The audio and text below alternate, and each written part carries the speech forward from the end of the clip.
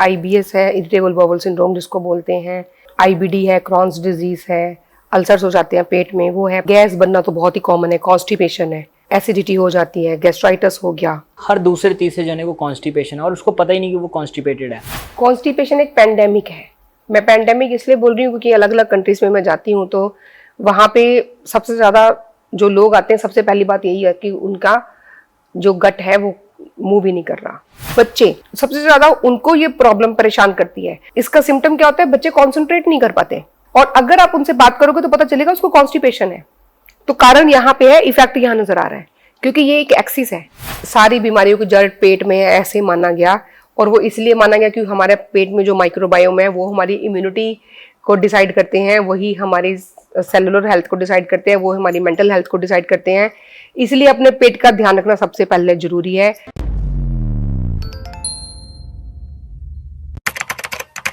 नमस्कार, D5 channel Hindi देख रहे सभी दर्शकों का मैं विभोर चट्ठा स्वागत करता हूं। आज हमारे साथ मौजूद है डॉक्टर अनु। डॉक्टर अनु, आपका बहुत बहुत स्वागत है D5 चैनल हिंदी में। धन्यवाद, नमस्कार। पेट की बीमारियां बहुत ज्यादा हो रही हैं लोगों को, और कहीं ना कहीं पेट की बीमारियों को सभी बीमारियों की जड़ भी कहा जाता है। अगर हम पेट की बीमारी ठीक कर लेंगे तो हमारी गंभीर से गंभीर बीमारी भी ठीक हो सकती है। जैसे कि अगर मैं नाम लूँ तो कैंसर, डायबिटीज वगैरह ऐसी कई सारी गंभीर बीमारियां जिसे हम पेट की बीमारियों को ठीक करके ही कर सकते हैं। पेट की बीमारियां कौन कौन सी हैं? पेट की बहुत सारी बीमारियां हैं, लेकिन जो बहुत ज्यादा कॉमन है उनमें IBS है, इरिटेबल बाउल सिंड्रोम जिसको बोलते हैं, IBD है, क्रॉन्स डिजीज है, अल्सर्स हो जाते हैं पेट में, वो है। पानी भर जाता है जिसको साइटिस बोलते हैं। कारण अलग अलग हो सकते हैं इसके भी। इसके अलावा गैस बनना तो बहुत ही कॉमन है, कॉन्स्टिपेशन है, और कॉन्स्टिपेशन तो सभी बीमारियों की जड़ है। एसिडिटी हो जाती है, गैस्ट्राइटिस हो गया। मैम, इनके ऊपर हम एक एक सिंगल डिस्कस करेंगे। तो सबसे पहले मैम, जो कॉमन देखने को मिलती है एसिडिटी और गैस, इसके क्या सिम्टम है और इससे कैसे हम आसानी से ठीक कर सकते हैं इसे? सिम्टम्स तो ऐसे ही है कि कुछ भी खाएं तो खट्टे डकार आते रहते हैं, जलन होती रहती है। यहाँ पे ओसोफेगस में भी हो सकती है, फूड पाइप क्योंकि यहाँ रहता है, कई लोगों के पेट में होती है। ज्यादातर ये एपिगैस्ट्रिक रीजन है। अगर पेट में यानी गैस्ट्रम में, अगर जो पेट स्टोमक है, अगर उसमें इन्फ्लेमेशन है, सूजन है, तो यहाँ पे हमें पेन होगी। इसके अलावा हमें चेस्ट में भारीपन लग सकता है, नौजिया भी लग सकता है, उल्टी आने का, जी घबराना, ऐसे भी हो सकता है। इंडाइजेशन तो होता ही है क्योंकि जब एसिडिटी हो रही है, फूड अच्छे से पच ही नहीं रहा है, तो वो ऐसे लगता है कि पेट में ही खाना पड़ा हुआ है। गैस बन जाएगी, भर जाएगी गैस, डकारें आती रहेंगी, खट्टी डकारें आती रहेंगी अगर एसिडिटी की वजह से है। अगर पेट में किसी दूसरे कारण से है तो बहुत ज्यादा गैस पास होती रहेगी। तो ये कुछ कॉमन सिम्टम्स है जिससे सबको पता चल जाता है कि कुछ गड़बड़ है, अंदर कुछ सूजन हो रही है, तो कुछ ठीक करने की जरूरत है। मैम, इसका घरेलू उपाय क्या है गैस और एसिडिटी का, क्योंकि ये बहुत ज्यादा कॉमन देखने को मिलती है, तो घर पे इसका क्या सोल्यूशन निकल सकता है? सबसे पहले तो अपने खाने के समय सही करने हैं। दूसरी बात खाने सही करने की है। सही खाना भी गलत टाइम पे खाएंगे तो वो गलत ही जो है। हम किसी की खुशी में जाके कोई गमी की बात नहीं करते, किसी की गमी के मौके पे जाके हम खुशी की बातें नहीं करते, तो हम मौके के हिसाब से बात करते हैं। तो समय के हिसाब से ही खाना है, सही बात सही समय पर, और सही खाना सही समय पर, यही खुश रहने का मंत्र है। ठीक है, तो खाने के टाइमिंग सबसे पहले तो सेट करने हैं। बिना भूख से नहीं खाएं, भूख लगने पे खाएं, लेकिन भूख लगने पे खाना ही है। अगर नहीं खाएंगे तो वो जो हमारे एंजाइम्स हैं, जो एसिड्स हैं, वो हमारी अंदर की जो वॉल्स हैं, जो अंदर की लाइनिंग है, उसको खराब करेंगे। उसमें सूजन आएगी, इन्फ्लेमेशन होगी, उस पर अल्सर बन जाएंगे। ठीक है, और अगर हम एक बार खाना नहीं पचा हुआ ऊपर से और खा लेते हैं तो अपचन होती है, गैस बनती रहती है पेट में। पेट साफ होना बहुत जरूरी है। तो कुछ भी ऐसा खाना खाएं जिससे हम जो है फाइबर हमें मिले और हमारी जो डाइट है वो उस हिसाब से हो। तो मैम, इसके घरेलू उपाय क्या हो सकते हैं? घरेलू उपायों में सबसे पहले तो आप कच्ची अदरक खा सकते हैं। खाना खाने से 20 मिनट पहले छोटा टुकड़ा अदरक का एक चबाइए, तो उससे डाइजेशन बहुत अच्छी होती है।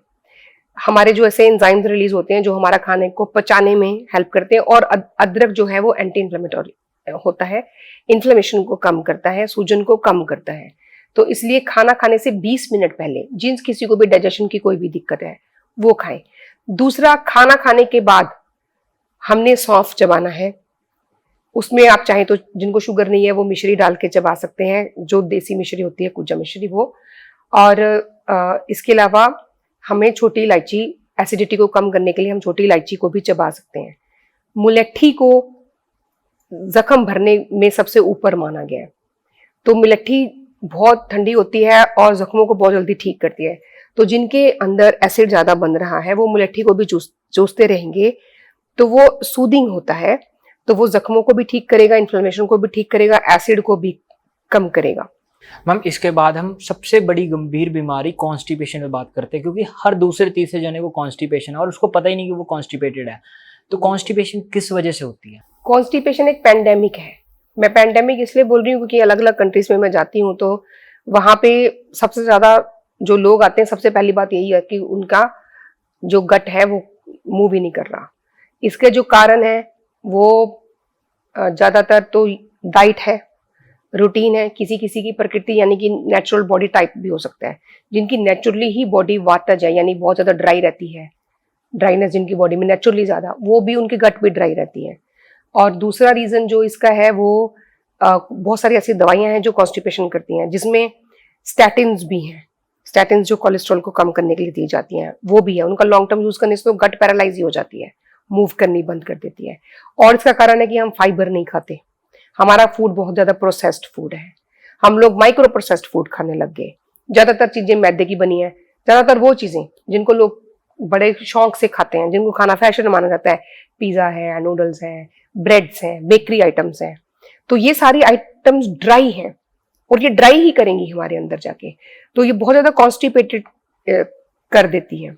इसके अलावा हमारी रूटीन, अगर हम रात को समय से नहीं सोएंगे, रात को जो लोग जगते हैं वो पक्का कॉन्स्टिपेटेड होते हैं। और एक मैं आपको बात बता दूं, बच्चे जिनसे सबसे ज्यादा उनको ये प्रॉब्लम परेशान करती है। और इसका सिम्टम क्या होता है, बच्चे कॉन्सेंट्रेट नहीं कर पाते। बच्चे पढ़ रहे हैं लेकिन वो कॉन्सेंट्रेशन नहीं है, और अगर आप उनसे बात करोगे तो पता चलेगा उसको कॉन्स्टिपेशन है। तो कारण यहाँ पे है, इफेक्ट यहाँ नजर आ रहा है, क्योंकि ये एक एक्सिस है, ये एक एक्सिस है, दोनों एक दूसरे को अफेक्ट करते हैं। ऐसा कहा भी जाता है गट ब्रेन एक्सिस। बिल्कुल, गट ब्रेन एक्सिस। मैं बोलती हूँ लॉन्ग डिस्टेंस रिलेशनशिप, दोनों का बड़ा स्ट्रॉन्ग रिलेशनशिप है। एक खुश है तो दूसरा भी खुश है, और हमारी तरह नहीं है एक को छोड़ के दूसरे को पकड़ते भी नहीं है ये लोग। तो एक खुश है तो दूसरा भी खुश है, और एक नहीं खुश है किसी वजह से तो दूसरा भी नहीं खुश है। अगर एकदम से किसी को डरा देंगे बच्चे को तो वो पैंट में सुसु कर देता है, कई बार स्टूल भी पास हो जाता है, जो बहुत ज्यादा डर जाते हैं, है ना।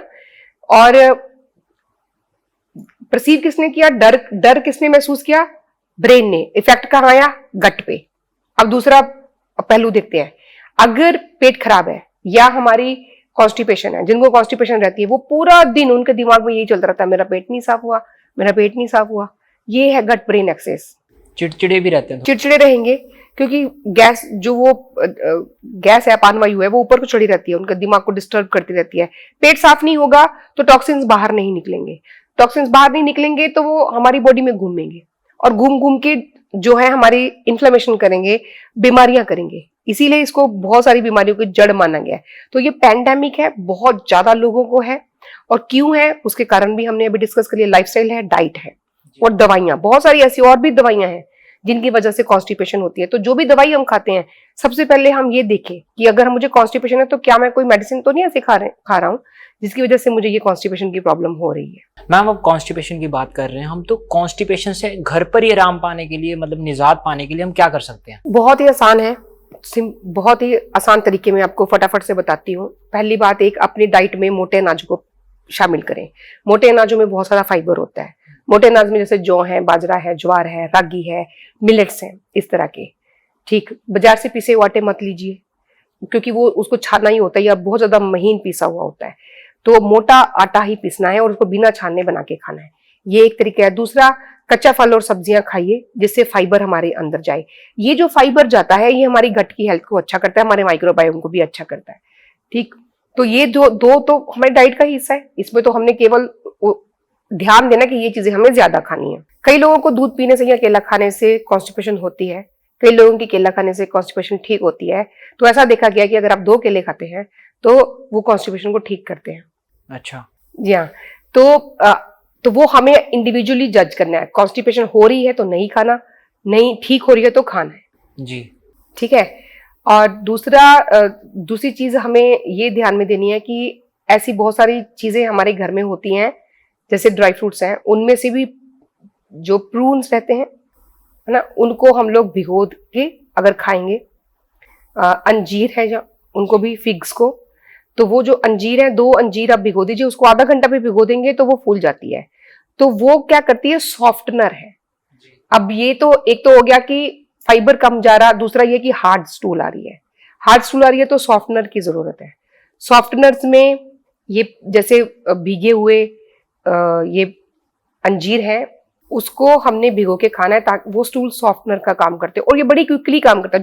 जो ये अंजीर है ये बहुत इफेक्टिव है, बहुत जल्दी कॉन्स्टिपेशन को ठीक करता है। और एक चीज जो कॉन्स्टिपेशन को ठीक करने में बहुत इफेक्टिव है और हर जगह मिलती है बड़े आराम से और बड़ी फेमस है, और उसके और भी बहुत सारे फायदे हैं, वो है आंवला जी। आंवले का जूस, फ्रेश आंवला मिल रहा है उसका जूस 50 ml से शुरू कीजिए, 100 ml तक लेके जाइए, खाली पेट पीजिए, कॉन्स्टिपेशन ठीक हो जाएगी। नहीं मिल रहा आपको फ्रेश आंवला, आप बॉटल जूस अगर आपको अच्छा मिल रहा है जिसमें प्रेजर्वेटिव्स और शुगर्स नहीं डाले हुए हैं तो वो ले सकते हैं। नहीं तो उससे अच्छा है कि सूखा हुआ आंवला लीजिए पंसारी की दुकान से, उसमें से आप 5-6 दाने लेके वो रात को पानी के कांच के गिलास में या मिट्टी के बर्तन में भिगो दीजिए और सुबह वो पानी गुनगुना करके पीना है। 1 घंटे के अंदर अंदर पेट साफ हो जाता है। अच्छा। तो कॉन्स्टिपेशन में एक तो ये होता है कि स्टूल पास ही नहीं हो रहा, 2-2 3-3 दिन, कई लोगों को हफ्ता स्टूल पास नहीं होता, एक ये टाइप की कॉन्स्टिपेशन है। ठीक है, तो इस तरह के कॉन्स्टिपेशन में ड्राइनेस है बॉडी में, तो इसमें तेल लाना है, मालिश करनी है बॉडी की। तिल के तेल से अच्छे से मालिश कीजिए बॉडी की, सरसों के तेल से मालिश कीजिए और खाने को कैस्टर ऑयल दीजिए, कैस्टर एरंडी का तेल, उसको खाने के लिए भी दे सकते हैं, उसका एनिमा भी ले सकते हैं। ठीक है, जिनको इस तरह की कॉन्स्टिपेशन रहती है। दूसरी, अगर हार्ड स्टूल आ रही है तो टॉयलेट में बहुत ज्यादा टाइम लगाते हैं वो लोग जी, है ना, तो वो ऐसे लोगों को स्टूल सॉफ्टनर चाहिए। तो उन्हें ऐसी चीजें लेनी है जो लुब्रिकेट करे हमारी बॉडी में, और जैसे वो मैंने अंजीर बताया वो ये लेना है। ठीक है, इसके अलावा एक होती है इनकम्प्लीट इवैक्यूएशन, ऐसे लगता है कि पेट पूरी तरह से साफ नहीं हो तो वो बार बार जाते हैं जी। ये भी कॉन्स्टिपेशन का एक टाइप है। तो ऐसे लोग हरड़ लें, एक ही बार में पेट साफ हो जाता है। तो जो छोटी हरड़ें रहती हैं उनको देसी घी में भून के और फिर उनको पीस के उनका पाउडर बना के रख लें, 1 चम्मच रात को सोते हुए ले लें। ये लीवर को भी डिटॉक्स करता है और कॉन्स्टिपेशन को भी दूर करता है। कई लोग त्रिफला लेते हैं, बहुत अच्छी बात है, लेकिन एक बात मैं कहना चाहती हूँ कि ये जो घरेलू उपाय हैं ये फार बेटर है उन चीजों से जो बाजार में डिब्बे में पैक मिलती हैं। जो डिब्बे में पैक चूर्ण मिलते हैं कॉन्स्टिपेशन को दूर करने वाले, या कोई भी ऐसी दवाइयां मिलती हैं जो क्लेम करते हैं कि इससे कॉन्स्टिपेशन ठीक होगी, वो खाते मोशन आता है ऐसे खुल के कि बंदे को लगता है कि मैं तो सही हो गया ठीक, लेकिन वो हैबिट फॉर्मिंग होते हैं क्योंकि उसमें होती है सनाई पत्ती। तो सनाई पत्ती की आदत लग जाती है हमारी गट को, वो मिलेगी तो वो हिलेगी, नहीं मिलेगी तो वो हिलेगी भी नहीं गट। मैम ऐसा भी कहा जाता है सनाई पत्ती अगर हम एडिक्टिव हो जाएं उस चीज के तो अंदर से आते भी गला देती है। ये बिल्कुल करती है, ये बिल्कुल ऐसे ही करती है। इसीलिए ही मैं ये वाली बात दोबारा से बोल रही हूँ कि जो बाजार में क्लेम करने वाले चूर्ण आते हैं कि हम बिल्कुल पेट को साफ कर देंगे या इसको खाते ही हम आपकी कॉन्स्टिपेशन जो है सदियों पुरानी सालों पुरानी ठीक हो जाएगी, वो सब उसके पीछे ना जाएं। कैस्टर ऑयल है, आंवला है, हरड़े हैं, ये भीगे हुए अंजीर है, ये सब चीजें लीजिए, फाइबर खाइए, बॉडी की मसाज कीजिए। जो हमारा बेली बटन है, जो हमारी नाभि है, उसमें कैस्टर ऑयल डाल के सो जाइए 3-4 बूंदे। तो ये आसान तरीके हैं और बहुत इफेक्टिव तरीके हैं। छोटे बच्चों को, न्यू बॉर्न बेबीज को कॉन्स्टिपेशन होती है, न्यू बॉर्न बेबीज में कॉन्स्टिपेशन बहुत कॉमन है, उनको भी 2 बूंद कैस्टर ऑयल के देते हैं माँ के दूध में मिला के जी। जो 4-5 साल के बच्चे उनको भी दूध में कैस्टर ऑयल मिला के रात को देते हैं, तो सबसे सेफ है ये। मैम इसके बाद हम बात करेंगे गैस्ट्राइटिस की। गैस्ट्राइटिस भी बहुत ज्यादा बढ़ रहा है, गैस बढ़ जाती है तो गैस्ट्राइटिस हो जाता है, मैंने ये भी सुना है। तो ये किस वजह से होता है और इसे हम कैसे आसानी से ठीक कर सकते हैं? पहली बात तो मैं थोड़ा सा करेक्ट करूंगी कि गैस और यहाँ पे जो गैस्ट्राइटिस में गैस है उनका फर्क क्या है। गैस है पेट में गैस भर जाना, और यहाँ पे गैस्ट्रम है, गैस्ट्रम बोलते हैं स्टोमक को, वो जो एक थैली जिसमें खाना जाता है, जो उसको ऐसे ऐसे करके, जिसमें हाइड्रोक्लोरिक एसिड बनता है और हाइड्रोक्लोरिक एसिड उसमें मिक्स होता है तो प्रोटीन पचने शुरू होते हैं, जी, उसको बोलते हैं गैस्ट्रम। जब उसमें इन्फ्लामेशन होती है तो उसको बोलते हैं गैस्ट्राइटिस। जहां कहीं की इन्फ्लामेशन होगी उसके पीछे आइटिस लग जाता है, एपेंडिसाइटिस, गॉल ब्लैडर का हो गया तो कॉलिसिस्टाइटिस, दिमाग की लेयर्स का होगा तो मेनिंजाइटिस, उसकी अगर कवरिंग का होगा तो एनसेफलाइटिस। ठीक है, तो इसी तरह से जो है गैस्ट्रोएंटराइटिस अगर आंतों का हो गया, और अगर पेट का हो गया, ये जो यहाँ पे हमारा गैस्ट्रम है जहां पे फूड पाइप से खाना जा रहा है, तो गैस्ट्राइटिस। तो ये इन्फ्लामेशन है, सूजन है, यहाँ पे एसिड बढ़ा हुआ है। या तो हमने भूख लगने पर खाना नहीं खाया, तो वो जो एसिड था वो तो निकला ही ना, उसने तो आवाज दी खाने के लिए लेकिन हमने सुनी नहीं, तो वो एसिड हमारी गैस्ट्रम यानी कि स्टोमक, उसकी जो पेट की जो अंदर की लाइनिंग है उसको उसने खाया, उसको उसने गलाया, उसकी वजह से अंदर सूजन होगी या फिर अल्सर हो गए। तो वो एक पेनफुल कंडीशन होती है जहां यहाँ पे आप दबाएंगे। ये भी मैं बता दूं कैसे पता चलेगा, आप ये बिल्कुल बीच में यहाँ पे ये आपकी ये जो बोन्स है चेस्ट की और ये इसके बीच में ये जो खाली जगह है यहां दबाएंगे, ये एपिगैस्ट्रिक रीजन होता है। यहां दबाने से अगर दर्द हो रही है तो इसका मतलब हमारे जो खाने वाली थैली है, स्टोमक है, उसमें सूजन है, गैस्ट्राइटिस है। ठीक है, तो इससे खट्टी डकारें आएंगी, ठीक, नोजिया फील होगा, उल्टी भी आ सकती है, खाना खा के दर्द होगी, खाना खा के दर्द होगी। तो ये इसके सिम्टम्स है। इसकी वजह से गैस भी हो सकती है, लेकिन गैस एक अलग प्रॉब्लम है। तो इसकी वजह से गैस बनती है क्योंकि जहां कहीं भी ऐसी कुछ एसिडिक काम चल रहा होगा ना, आपने कभी एसिड देखा, वो बुलबुले निकलते हैं, ऐसे ही वो बुलबुले निकल रहे हैं अंदर हमारे भी, तो उसकी वजह से वो गैस हो रही है। तो ये अलग अलग चीजें हैं और दोनों इसको कैसे ठीक कर सकते हैं हम? क्योंकि ये एक एसिड की प्रॉब्लम है तो ऑब्वियसली इसका उल्टा करना है, हमें अल्कलाइन करना है इसको, है ना। तो हमें अल्कलाइन पानी पीना है सबसे पहले तो, और अल्कलाइन पानी बनाने का तरीका हमने काफी बार डिस्कस किया, हम फिर से बता देते हैं अभी। तो पहली बात तो मटके का पानी पीजिए। फ्रिज का पानी विदाही है, पित्त को बढ़ाता है, एसिडिटी को करता है, लेकिन घड़े का पानी ठंडक देने वाला होता है, शीतल होता है और उसमें मिनरल्स भी होते हैं, तो वो हमारी बॉडी की डेफिशिएंसीज को भी दूर करता है। तो घड़े का पानी एसिडिटी को कम करेगा, सूजन को कम करेगा। घड़े में पानी लीजिए, उसमें आप एक टुकड़ा काट के नींबू का डाल दीजिए, एक छोटा टुकड़ा अदरक का डाल दीजिए, हल्दी कच्ची मिल रही है उसका डाल दीजिए, सीजनल सब्जियां उसमें डाल सकते हैं, जब गाजर आ रही है तो गाजर डाल दीजिए, सर्दी में, गर्मियों में खीरा आता है तो खीरे का टुकड़ा डाल दीजिए, एक हरी मिर्च डालिए उसकी डंडी के साथ, क्योंकि जो उसकी डंडी रहती है उसमें ऐसे माइक्रोबैक्टीरिया रहते हैं जो हमारी गट के लिए बहुत अच्छे हैं, तो हमारी गट का माइक्रोबायोम ठीक करते हैं, हमारे डाइजेशन को ठीक करेंगे। तो ऐसी चीजें, और इसमें कुछ पुदीने के पत्ते डाल सकते हैं या आप धनिया के पत्ते डाल सकते हैं। तो रोज अलग अलग तरह की चीजें डाल के आप इसको रख दीजिए, ये इन्फ्यूज्ड वाटर बन जाता है। तो ये अल्कलाइन नेचर का होता है, वो पीजिए, सिपिंग करते रहेंगे, एसिडिटी को दूर करेगा और जो है इन्फ्लेमेशन को कम करने में हेल्प करेगा। ये पानी की बात होगी। अब आ जाते हैं खाने पे। तो खाने में भी ऐसा है कि जिन लोगों के बॉडी में बहुत ज्यादा एसिडिटी बन रही है, उनको ज्यादा तला हुआ, खट्टा और हैवी फूड नहीं खाना। वो लोग जो ये माँ की दाल होती है जिसको काली दाल बोलते हैं, वो है, राजमा है, ऐसी चीजें भी नहीं पचा पाते हैं। तो दिल भी करता है खाने को लेकिन खा नहीं पाते हैं। या तो आप हींग का इस्तेमाल कीजिए, उसमें राजमा बना रहे हैं तो उसमें अदरक डालिए काफी सारा, तब वो पचते हैं। तो जब हम इन मसालों का इस्तेमाल नहीं करते ठीक ढंग से तो वो फूड हमें पचते भी नहीं है। तो अदरक जो है, हमने पहले भी इसके बारे में बात की है, उसका एक टुकड़ा खाना खाने से 20 मिनट पहले आप चबाइए, उसको सुखा के और उसमें हम लोग काला नमक डाल के वो भी रख सकते हैं, है ना।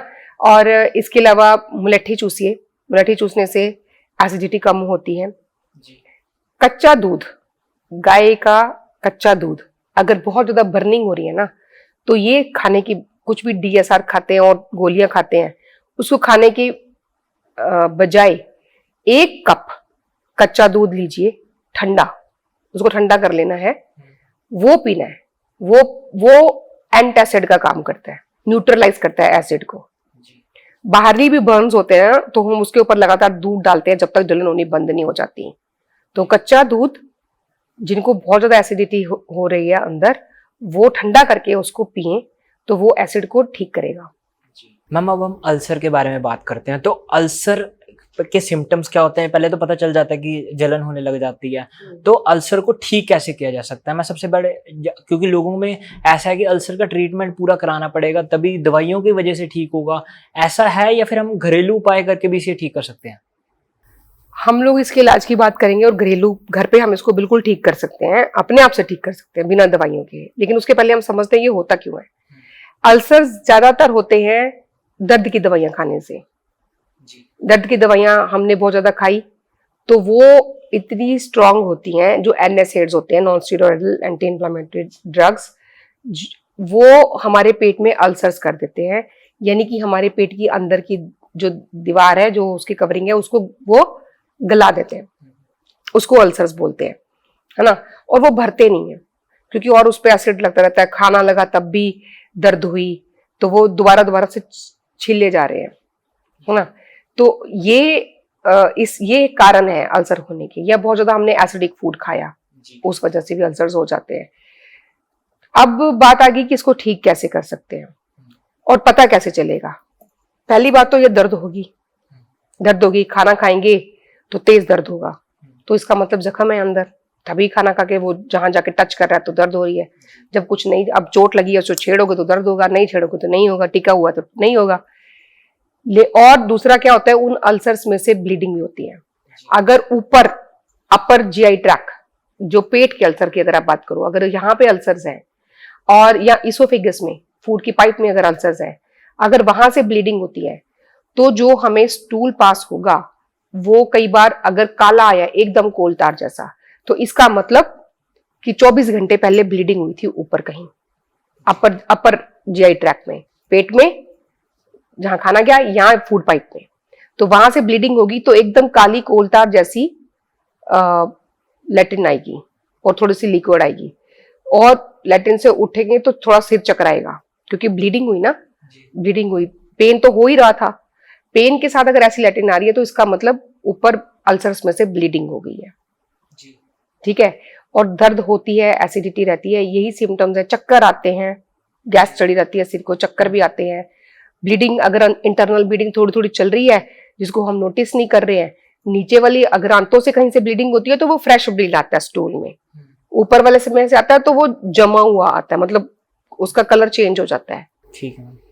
तो ब्लड लॉस होता है तो कमजोरी फील होती है, थकान फील होती है, तो ये सिम्टम्स हैं जिनसे हम पता कर सकते हैं। मैम इससे आराम कैसे पा सकते हैं अल्सर से? अल्सर से जैसे हमने कई बार बात करी है मुलेठी के बारे में, तो मुलेठी को चूसने से जख्म भरते हैं, तो सबसे आसान तरीका तो यही है जख्म भरने का। ठीक है। हो ही ना तो सबसे पहले कारण हटाने पड़ेंगे कि क्या कारण है, किस वजह से अल्सर्स हो रहे हैं पेट में। कई बार कुछ ऑटोइम्यून प्रॉब्लम्स भी होते हैं, उसमें भी अल्सर्स हो जाते हैं, कुछ ऐसी अंदर शरीर में बीमारी बन गई तो उस बीमारी को ठीक करना जरूरी है, तब अल्सर्स खत्म होंगे, है ना।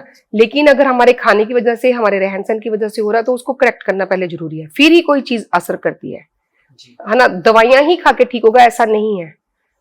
ऐसे होता है कि लोग दवाइयां भी खाते जाते हैं और अल्सर भी ठीक नहीं होते, तब भी खाते जाते हैं, ऐसा भी चलता रहता है।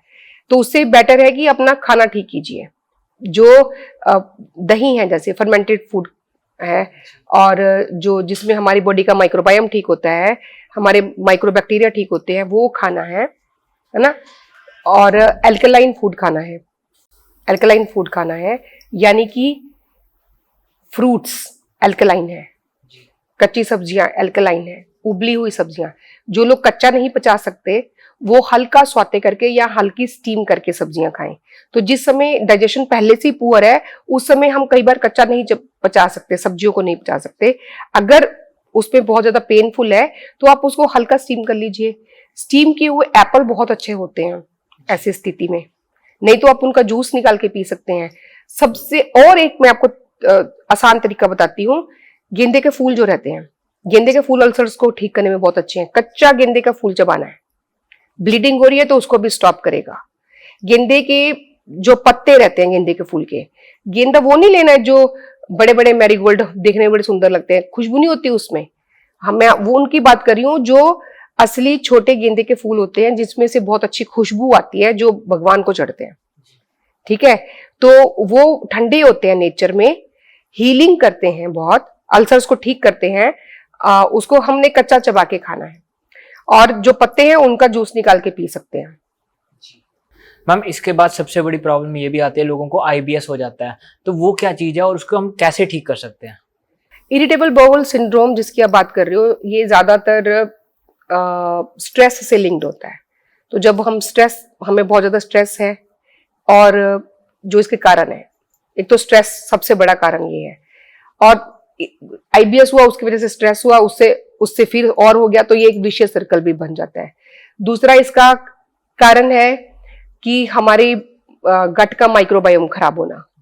गट का माइक्रोबायोम खराब होने में हमारा खाना मेन रोल प्ले करता है। एक और कारण है, जो बच्चे सिजेरियन से पैदा होते हैं और जो बच्चों को माँ का दूध नहीं पिलाया जाता, उन बच्चों की गट बहुत वीक होती है। आप देखेंगे उनको हमेशा डाइजेस्टिव इशू रहेंगे ही रहेंगे।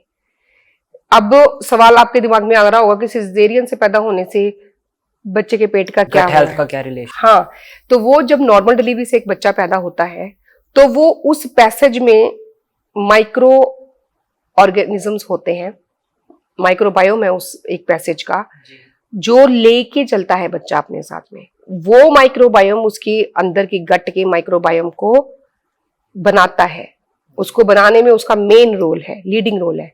लेकिन जब हमने उसको यहीं से निकाल दिया, उस रास्ते भेजा ही नहीं, तो वो बच्चे को वो माइक्रोबैक्टीरिया मिले नहीं, इसलिए उनकी गट हेल्थ कॉम्प्रोमाइज्ड होती है हमेशा। तो ऐसे बच्चे ज्यादातर आईबीएस के शिकार होते हैं, छोटी एज में भी। बहुत छोटी एज में भी बच्चों को आईबीएस होता है।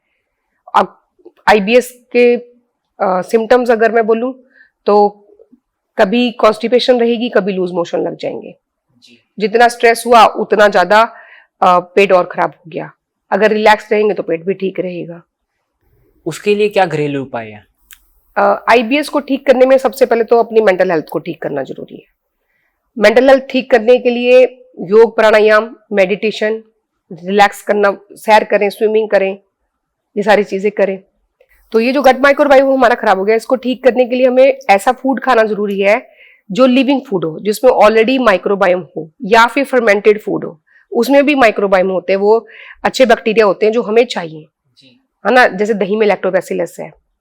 और लिविंग फूड है जो कच्चा फूड है, वो लिविंग फूड है। जब हम कुक करते हैं तो वो मर जाते हैं उसके माइक्रोबैक्टीरिया जो होते हैं। तो इसलिए कच्चा भी खाना है, पका हुआ भी खाना है। कम से कम 50% कच्चा खाना खाइए और 50% पका हुआ खाइए, इतना तो कम से कम हम करें। दूसरा ये है कि दही है, वो भी गट हेल्थ के लिए बहुत अच्छा होता है। माइक्रोबायोम जो है हमारी गट का, उसको ये अच्छा करता है, इसके जो माइक्रोबैक्टीरिया इसमें होते हैं। छाछ है जो बटर मिल्क जिसको बोलते हैं, जिसमें से मक्खन निकाला हुआ होता है, वो भी एक फर्मेंटेड ड्रिंक है, तो वो लेना है। वो हमारे लीवर को और हमारे डाइजेशन के लिए बहुत अच्छा है। तो 11 बजे के आसपास इसको पिए, ठीक है। और इसके लिए मिलेट्स का जो फर्मेंटेड शेक है, जिसको अम्बली बोलते हैं, वो भी बहुत अच्छा है। तो ये माइक्रोबायोम को ठीक करने वाली चीजें हैं। लेकिन मेंटल हेल्थ इसको डायरेक्टली अफेक्ट करती है। बेली ब्रीदिंग कीजिए। बेली ब्रीदिंग में जैसे आप देखिए, हम सांस ले रहे हैं, हम चेस्ट से सांस ले रहे हैं, हम अपने पेट को कस के रखते हैं कि कोई हमारा पेट देखे बिना, कि पेट हिलेगा तो अच्छा नहीं लगेगा। अच्छा लगने से ज्यादा जरूरी है सेहतमंद रहना। तो जो बेली ब्रीदिंग होती है, बेली ब्रीदिंग से हमारी जो सेंट्रल नर्वस सिस्टम है, जो हमारा पैरासिम्पैथेटिक नर्वस सिस्टम है, वो एक्टिवेट होता है। वो हमारे नर्वस सिस्टम को शांत करता है, हमारे ब्रेन को शांत करता है, हमें रिलैक्स करता है, हमारी ब्लड वेसल्स को डायलेट करता है, हमारी बॉडी की एसिडिटी को कम करता है, अल्कलाइन बनाता है। तो सिर्फ इंटेंशनल बेली ब्रीदिंग, जब अगर आईबीएस है तो पक्का ये करना ही है, इंटेंशनल बेली ब्रीदिंग, यानी पेट से सांस लेंगे, पेट भर के सांस लेना है, सांस लिया पेट बाहर, सांस छोड़ा पेट पूरा अंदर। तो ये इंटेंशनल बेली ब्रीदिंग है, जिससे हम गट ब्रेन एक्सिस को भी ठीक कर सकते हैं। ये कुछ टेक्निक्स हैं जिनसे हम अपने घर पे आराम से जो है आईबीएस को ठीक कर सकते हैं। फूड ठीक कीजिए, अपनी एक्सरसाइज कीजिए, मेंटल हेल्थ को करेक्ट कीजिए। मैम ये तो हमारी पेट की बीमारियों के बारे में बात होगी, और भी कई सारी पेट की बीमारियां होती हैं, उसके ऊपर हम डिटेल डिस्कशन अगले एपिसोड में करेंगे। आप जाते जाते हमारे दर्शकों को क्या संदेश देना चाहेंगी? जहां से हमने डिस्कशन शुरू की थी, मैं वही संदेश देना चाहूंगी कि हमारी सारी बीमारियों की जड़ पेट में है, ऐसे माना गया, और वो इसलिए माना गया क्योंकि हमारे पेट में जो माइक्रोबायोम है वो हमारी इम्यूनिटी को डिसाइड करते हैं, वही हमारी सेलुलर हेल्थ को डिसाइड करते हैं, वो हमारी मेंटल हेल्थ को डिसाइड करते हैं। इसलिए अपने पेट का ध्यान रखना सबसे पहले जरूरी है।